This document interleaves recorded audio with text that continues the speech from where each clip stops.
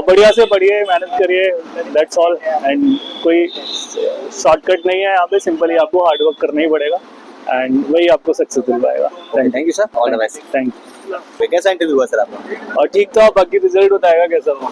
जी sir, थोड़ा सा अपने बारे में बताइए, आपका नाम वगैरह, एजुकेशनल बैकग्राउंड वगैरह वो सब। मेरी मास्टर्स और ग्रेजुएशन जो है वो बॉटनी के सब्जेक्ट में हुई है एंड मेरा ऑप्शनल एंथ्रोपोलॉजी है। मैंने दिल्ली के ही एक दिल्ली यूनिवर्सिटी से अपना कॉलेज पास आउट किया, तो मेजरली मेरी एजुकेशन दिल्ली की रही है। किस सवाल से आपकी इंटरव्यू की शुरुआत होती है? सिंपली वही था कि मेरा ऑप्शनल एंथ्रोपोलॉजी है एंड मेरा कॉलेज का सब्जेक्ट बॉटनी रहा है, तो उनका फोकस वही था कि एक दूसरे को कैसे कॉम्प्लीमेंट करते हैं, कैसे सिनर्जाइज करते हैं। तो ये मेरे इंटरव्यू की स्टार्ट थी। इसके अलावा और सवाल क्या क्या थे, कहाँ से, मतलब ओवरऑल डेप्थ से ज़्यादा था, ऑप्शनल से, या फिर कहाँ से ज़्यादा पूछा गया आपसे?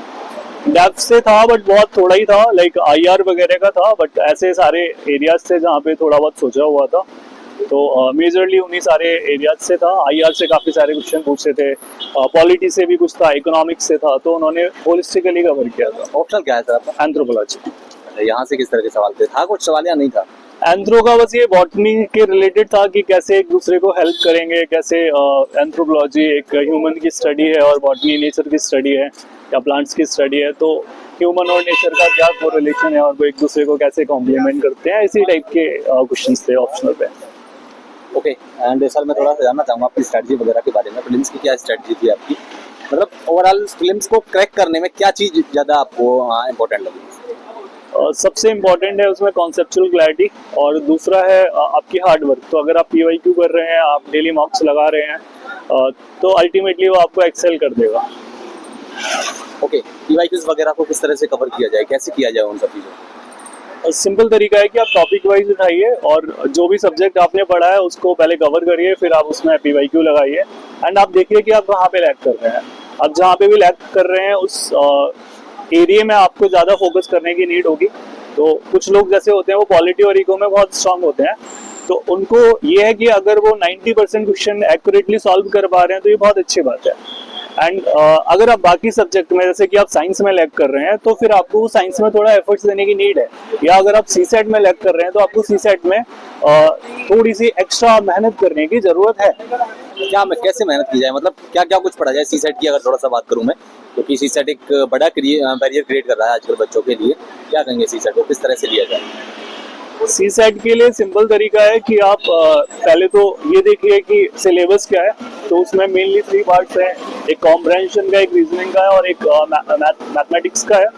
तो अगर आपको लगता है कि मैथ्स आपका कमजोर है तो आप एटलीस्ट रीजनिंग और इंग्लिश कॉम्प्रहेंशन को इतना स्ट्रांग बनाइए कि मैथ्स के जो क्वेश्चन आते हैं, अगर आप कुछ लिमिटेड क्वेश्चन भी अटेम्प्ट कर पाए तो भी आपका सीसेट क्लियर हो जाए। But at the same time ये ध्यान रखना पड़ेगा कि मैथ्स में भी आपको एफर्ट्स डालने पड़ेंगे।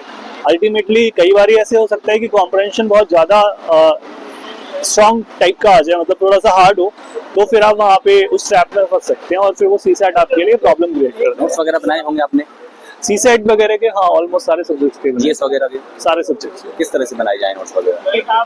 नोट्स के लिए सिंपल तरीका है कि जो आपको लगता है कि इम्पोर्टेंट है या जो आपको लग रहा है कि आप बार बार उसको भूल रहे हैं तो आपको वो रिवाइज करने की नीड है, तो मैं नोट्स उस तरीके से बनाता था।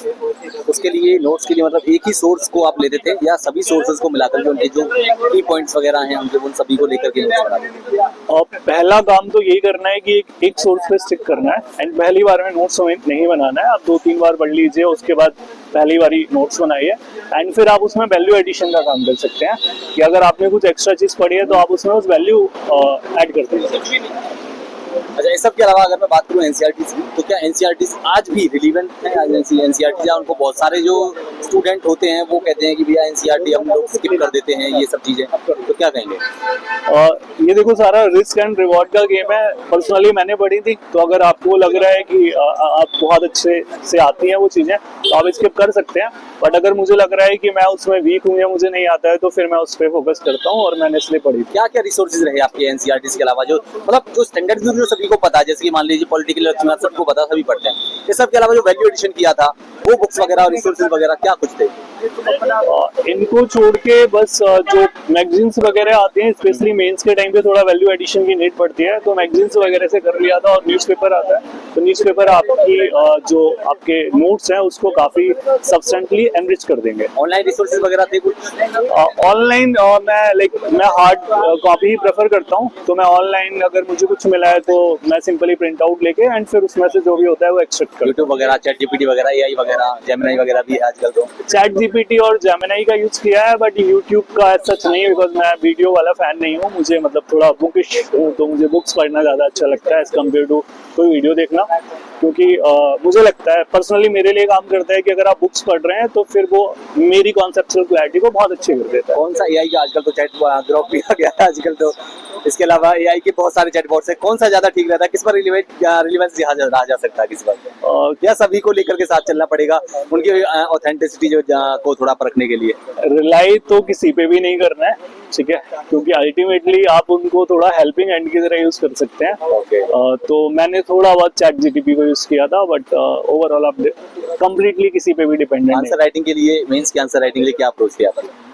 और सिंपली पीवाईक्यू देखो और उसके हिसाब से थोड़ा मॉडल आंसर बना लो, एंड जो चीज़ें आपको लग रही है कि न्यूज़ में है उस टाइम पे, तो आप उनको थोड़ा और अच्छे से प्रिपेयर कर सकते हो, एंड वो आपके लाइक जब भी मेंस में आप बैठोगे आपकी स्पीड को वो फास्ट करने में हेल्प करते हैं। ऐसे के लिए कोई आपकी कोई अच्छे से कोई और से अलग स्ट्रैटेजी रही हो?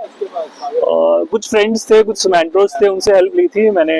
एसेज लिखे थे थोड़ा, तो एसेज में बस यही होता है कि आपको मेहनत करनी है, बाकी यूपीएससी बताएगा जो मार्कशीट आएगी। टेक्निक्स वगैरह के लिए उसमें जो केस स्टडीज वगैरह भी है और उसका जो मेन पोर्शन है वो सब, इसके लिए मैंने थोड़ी चैट जीटीपी की हेल्प ली थी, और थोड़ी कुछ पुराने टॉपर्स हैं उनके कुछ नोट्स 1-2 पेजेस के मिल गए थे, तो उसकी हेल्प ली थी। और कुछ खुद के एग्जांपल्स जो हमारे लाइफ लर्निंग में हम सीखते हैं, न्यूज़पेपर में आता है, तो उन सबको कंपाइल करके रख लिया था और उन्हीं को यूज किया था। 2026 में जो 2026 में जो एग्जाम में बैठेंगे या फिर जो तैयारी की शुरुआत करना चाहते हैं, कहाँ से करें?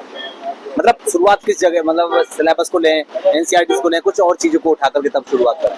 अगर स्टार्ट करना है तो सबसे अच्छा तरीका है कि आप मैपिंग से स्टार्ट करिए, क्योंकि मैप से क्या है कि आपको वर्ल्ड, एक तो वो बोरिंग काम नहीं है, आपको अच्छा लगेगा कि one day you are in the like America, second day you are in the Brazil, और third day in South Africa और सोमालिया, तो आप डिफरेंट चीज़ों को एक्सप्लोर कर पाएंगे।